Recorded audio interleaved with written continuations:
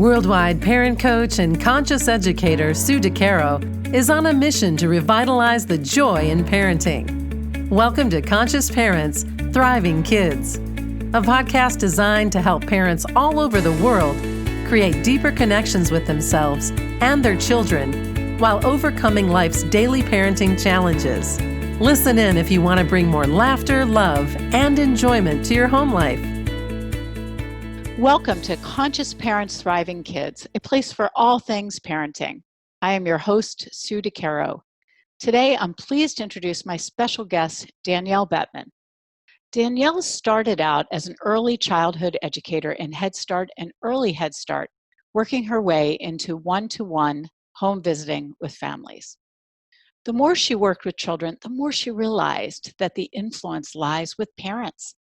So after leading a large moms group for several years, she recently started wholeheartedly providing in-home and virtual coaching for parents.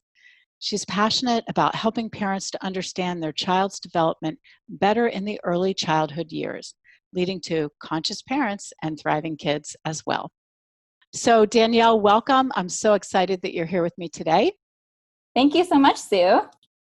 So let's begin, Danielle, by talking about what it means to parent with a shared trajectory and end goal, or as some like to call it, parenting on the same page.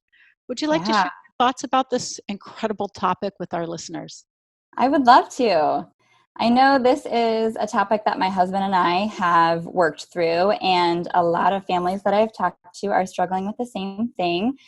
We have this ideal that we would love to be parenting on the same page as our spouse. We all know that that's going to benefit our kids when we both feel confident in our roles and what we are doing and what we think is best for our kids, whether that is values like, are kids going to be in extracurricular sports or certain disciplines? Like, are we going to use corporal punishment or more of a respectful technique?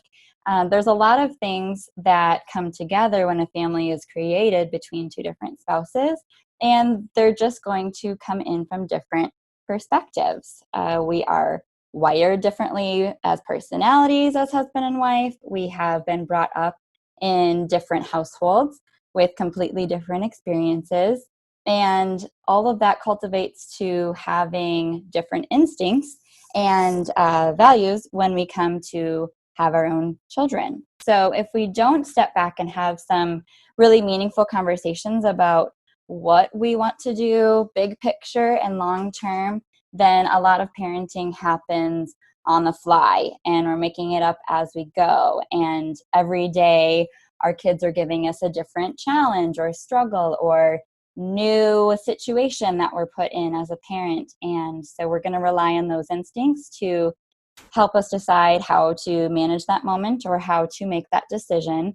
And it just never ends. Parenting never ends. So it may get us into some arguments and some differences of opinion. And sometimes we may not even know what is best in that moment. And so it can really help families get quote unquote on a similar page if we just step back and have some conversations about what are we really striving for. I think there's so many valuable insights that you just shared. And, one is punishment process, or as I like to call it, teaching opportunities, and sports and values. And these are such important tips for parents to take away, that it's an ongoing conversation, right? Our children are changing moment to moment, day to day. Some days we don't recognize our child because they have matured or grown in a different way and are behaving in some way that we've not seen before. And so parenting is a discussion that takes place ongoing. I mean, my kids are 21 and 25. It still takes place. So It's never, as you said, it's never over. And these conversations can be things that are started before parents actually decide to have children. So anyone listening to this conversation that is maybe preparing to have a child, it's a great time to talk with your partner about what values you want to see in your parenting process and what page is important to you, what your conditioning looks like, as you mentioned, culturally, and what beliefs did your family have in terms of how to raise children, and what do you take away that you want to continue, and what do you want to leave by the wayside, right? Right, exactly. There's a lot of things we could do and choose and value with our families. For example, you could have the core value of being very much in service and active in the community and volunteering. You could choose to be a foster family and bring in other children to care for. You could be very active in, elite sports. You could have a huge core value of having family dinners and eating food that's really farm to table and fresh, but you just can't do it all. Right. There has to be negotiation and compromise, right? Exactly. Yeah. And you have to fine tune these values, knowing that you can't do it all. We're not magicians. We're human beings, right? Yes, we have limitations. Yeah. So what happens, Danielle, in your experience in working with parents, what happens when situations arise that can cause us to step away from those values because we're reactive?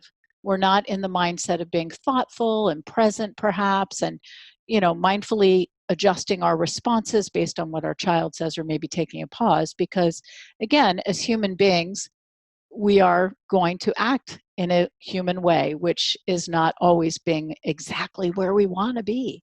So what Right. can you share to parents that this occurs with? What would be your recommendation when these types of things happen? Yeah, I think you're touching on kind of the human default, and I love this quote, and it's specific to kind of creating a business plan within a work culture, which I think lends itself to the creation of a family culture very similarly, because it takes the same level of intentionality to continue to define and work towards shared goals and achievements and tracking things.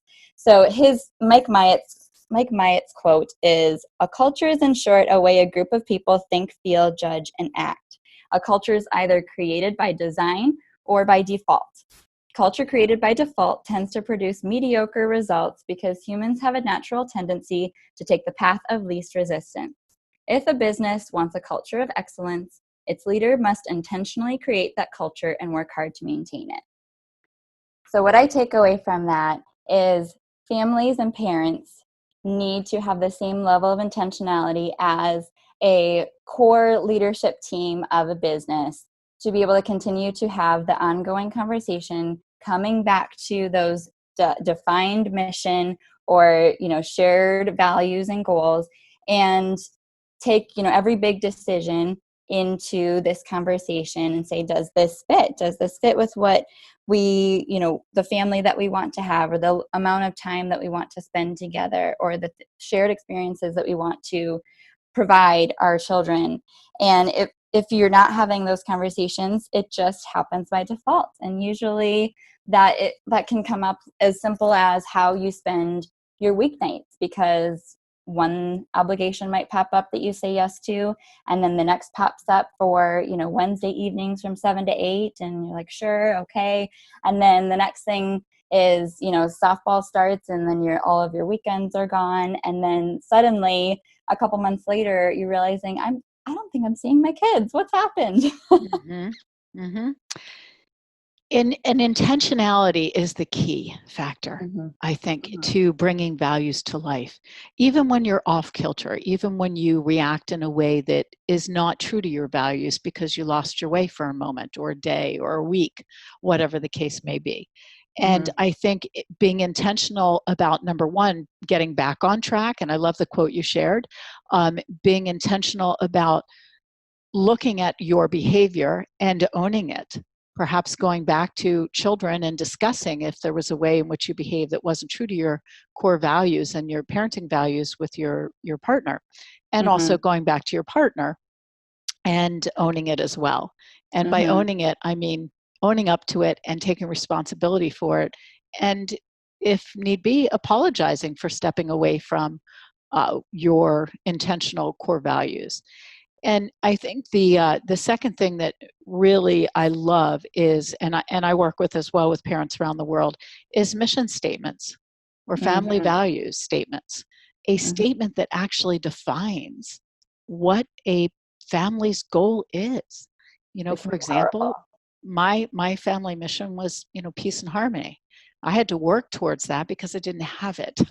And Mm-hmm. usually we create those family values and goals that we want to see in our family, and maybe not what we necessarily have. It's what we want to strive for. That's what a goal is to strive for something.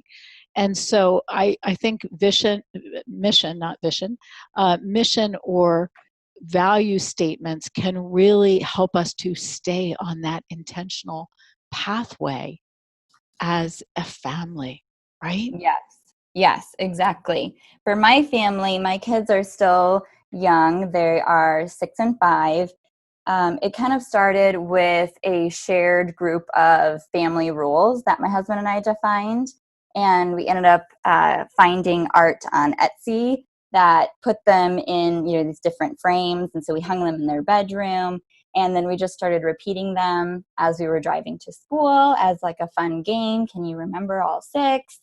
And that really was the spark for us of really feeling like, hey, these are our things that are very specific to our family.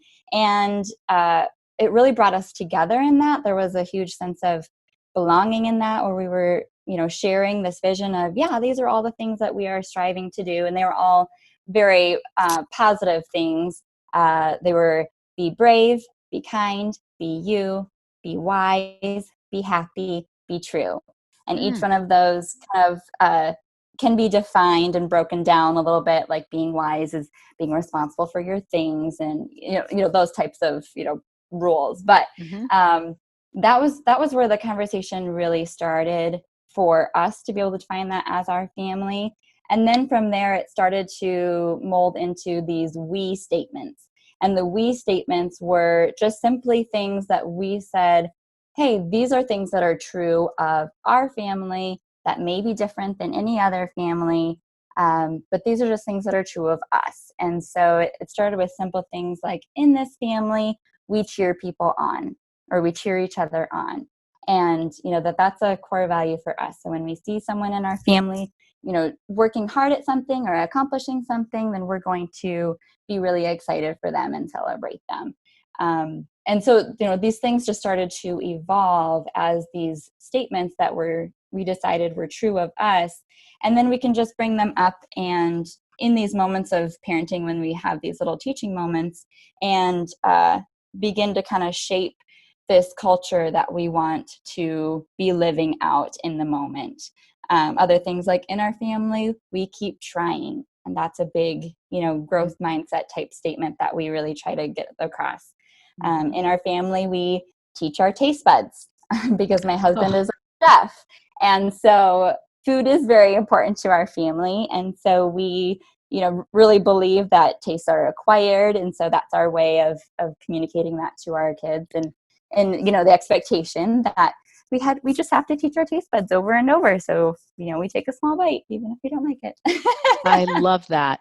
I love your wording. And I think Thanks. this is something really important to highlight for our listeners is rules, as we call them in the world, or boundaries, as we like to call them also, Yep. can be done in the most positive and empowering of ways, which makes an enormous difference when we're empowering our children with knowledge and ideas as opposed to, quote unquote rules. So, for example, be wise or be you, and asking a child, empowering a child to discuss what be wise means to them, or Mm-hmm. be you or be kind. What does be kind mean as they're learning over and over? And you can certainly provide examples of being kind in your own life, which helps a child to learn. And so these aren't, you must be this way or that way. They're very soft, in my opinion, and Mm-hmm. very positive, very encouraging, and very empowering. And I think the same thing of the we statements, because we also is empowering for a child. We cheer each other on, teaches our children the importance of not only cheering each other on the family, but cheering people on generally. So at school and sports, to be a cheerleader for others. And so the power of all of these words, I think, is important to point out, because there is strength in words and there's also negativity in words. And so how you frame it can have a huge impact. And this is beautiful, Danielle. Yeah. Really beautiful. I love Thank you. teach our taste buds.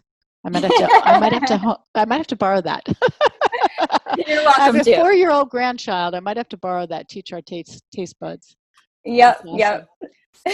So what do you see in working together and in trying to create, this page, so to speak? What do you see as one of the biggest challenges that families experience in trying to, bring a mission to life, to be intentional, to have values to live by with their families? I think just having the conversation in the first place and being able to hit pause, because life is just so frenzied from one thing to the next, that it takes, again, that intentionality to even just, have the kids taken care of for a while, go out to eat, have, a very pointed, meaningful conversation about some of these things, and then going home and, deciding how do we put that into action. That is a challenge that, our lives are just not meant for we can learn by reading books, but then it's the application part of what are you going to do with that knowledge after you're done with that book? Sometimes life just goes on, and we maybe are no different, after reading that book, unfortunately. So being Or able 100 to, books. right. Yes. On Yeah, the same topic, all telling you something different. right. But it never actually creates change. So just taking the time to kind of carve that out, and have those conversations, and then decide where that's going to take you from there. That's one of the things that I'm working to create, those opportunities for families to work through a specific workbook and guided conversation based on some prompts and things that really just bring up the conversations that need to be had, and then hash those out, and then create action steps after that. So, for example, there's one page that's a list of 50 positive characteristics that are wonderful things that you would want to be said of your child, and having mom and dad each look through that list and point out the ones that really jump out, to say, I really want this to be true of my child. Let's say when they're in the workforce and their boss is giving them a review, I would love for this to be said of them, that they are, self-starting or responsible, or whatever the words are to you that really mean something.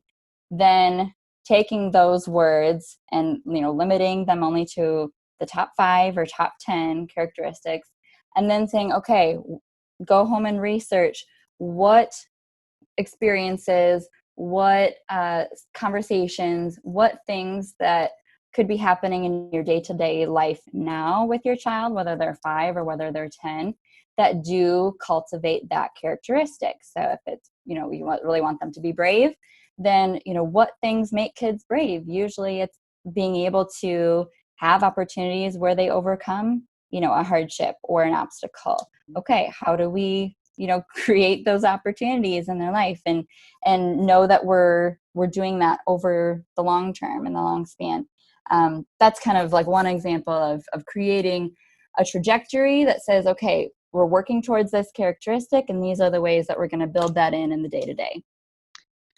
I think that is well said, and I love your example, because you're working backwards to achieve what you want to see in your children, and that's not the norm. I hate to even use that word norm, but that's not the way in which we are necessarily cultivating the whole parenting realm from our own conditioning and from the massive amounts of literature. But if we want to see self-esteem, positive self-esteem, if we want to see a self-starter, if we want to see bravery, courage, all of these things, that has to be instilled in our child. It doesn't come in a package that we unwrap, at the holidays. And so, unfortunately, right. We make it way too easy. But I think that's the important step here, is that positive, conscious parenting does not just happen because we choose for it. It happens because we work for it, and we work with it, and we work towards it, and we work intentionally, and we do the things as we've been discussing today, like hitting pause and coming back to intentionality, realizing when we're off, looking at how we can take steps to bring the things to life that are important to us. And over again, keeping these conversations alive and in front of us so that we're always moving in a direction that we want to move in. And, parenting and families are very different from a business, very different, but in a way, very similar. Because just as we would, as the CEO of a corporation, discuss with our employees on a regular basis, our executive team perhaps, how important it is for this mission to move forward in this particular way, and what we want our culture to look like, and how we're cultivating it. It's the same in a family, just done in a much more personal and with much more love and care and compassion, I'd like to think, than running a business from 9 to 5. This is a never-ending commitment. We don't leave the job, because the job is ours forever and ever and ever. And what a beautiful gift it is to be a parent today in this world. But yes, at the same time, it's work. It's hard work to stay on that intentional path, that conscious path, that positive path, to really offer our children opportunities to grow and thrive in their own light, in their own way, as their own spirits, right? Exactly. Beautiful. Well, I would love to invite all our listeners to check out your website, which is absolutely beautiful, wholeheartedlyomaha.com, and take a look at Danielle's work there. And of course, you can connect with her. Danielle, are there any parting words of wisdom that you would like to share with our listeners? Of course, we've been talking about wisdom all through this conversation, but is there anything that you'd like to summarize or add in that we didn't touch on? I think with everything that we touched on, always remember it's never too late. You don't need to be having these conversations during the prenatal development. If your kids are already, well into their childhood, you can hit pause at any moment and, redirect and, reestablish goals and priorities and all of those things at any moment as we go, and it will always benefit them. And, again, with all things parenting, don't take this as another to-do list or, thing that you're not doing well enough that you can beat yourself up with. Because I think really the work is creating your identity and being confident in that identity, because we are always seeing families with different priorities and values, and then that always makes us insecure. Like, oh, well, we're not having family dinners like that family, so we're failing at that, and oh, we're not, my kids aren't as good as in sports as this family. And the more that you have conversations that really define your family's identity, then you're able to be confident in that and say, yep, that's their thing, but our thing is this, and we're going to do that well, and we feel good about that because that's what we've decided. So it's really just a benefit for you to just have that peace of mind, knowing clearly, hey, this is our thing, this is our family, and this is what we're going to strive for and work towards. So it's only a benefit. It's really not another thing. Another to do, right? Absolutely. Right. And it's I love how you put that. It's looking within, not looking outside. Yes. Tune out the outside noise and look within. And Yeah. I am proof that it's never too late, since I got on this journey quite late in my children's teen years. So that's such a great tidbit there, because many people think that it's too late to shift. It's never too late to make a change, to define your values, to bring a conscious approach to raising children. Any change you make at any time is incredible, right? Exactly. Yes. But if you are in the early childhood years and you are in those early years, follow me on Facebook for some more tips and stories and things from what my family is going through. I'd love to have you there as well. That's at Wholeheartedly Omaha on Facebook. So. Awesome. Yeah. Danielle, we could talk about this forever because I know we both feel very passionate. And yes. I'd love to have you back on the show at some point in time, but thank you so much for being here. It's been an honor and a pleasure. Thank you for the opportunity. My pleasure. And thank you for joining us. Remember, every moment is a new moment for conscious connections. Thanks for listening to Conscious Parents, Thriving Kids. If you like what you heard, the best compliment you can give us is to share this podcast with a friend. And be sure to give us some stars and a favorable review at Apple Podcasts or wherever you listen in.